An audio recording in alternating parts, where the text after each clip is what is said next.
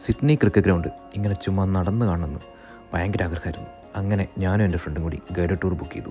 ഈ കാണുന്ന മച്ചാനാണ് നമ്മുടെ ഗൈഡ്. ആശാൻ നമ്മൾ ആദ്യം തന്നെ ഈ താഴെയെല്ലാം കൊണ്ടുപോയി ഇങ്ങനെ മൊത്തം നടത്തി കാണിക്കും. ഈ കാണുന്ന റൂമാണ് സ്കോറിംഗ് ഏരിയ. ഇവിടെ ഇരുന്നിട്ടാണ് ടീം ഒഫീഷ്യൽസ് സ്കോറും കാര്യങ്ങളൊക്കെ എൻട്രി ചെയ്യുക.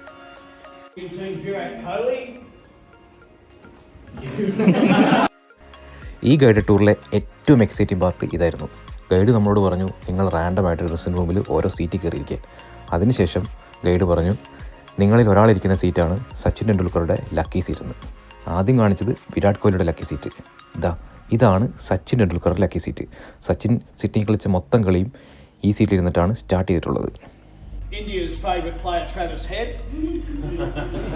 Travis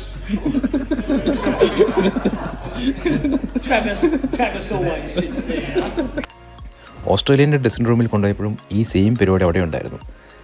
എൻ്റെ ഫ്രണ്ട് ഡെറിക്കായിരുന്നു അവിടെ ട്രാവിസ് ഹെഡിൻ്റെ സീറ്റിലിരുന്നത്. അതാണ് ആ ഗൈഡ് പറഞ്ഞത്. പിന്നെ നമ്മൾ നേരെ പോവുക SCG ഗ്രൗണ്ടിൻ്റെ മ്യൂസിയത്തിലേക്കാണ്.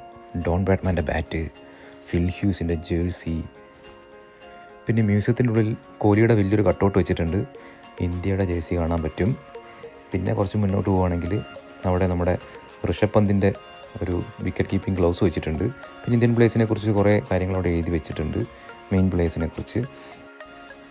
പിന്നെ നമുക്ക് വിരാട് കോഹ്ലിൻ്റെ ഗ്ലൗസ്, ധോണിയുടെ ഒരു ക്യാപ്പ്, ഇതെല്ലാം നമുക്കവിടെ കാണാൻ പറ്റും.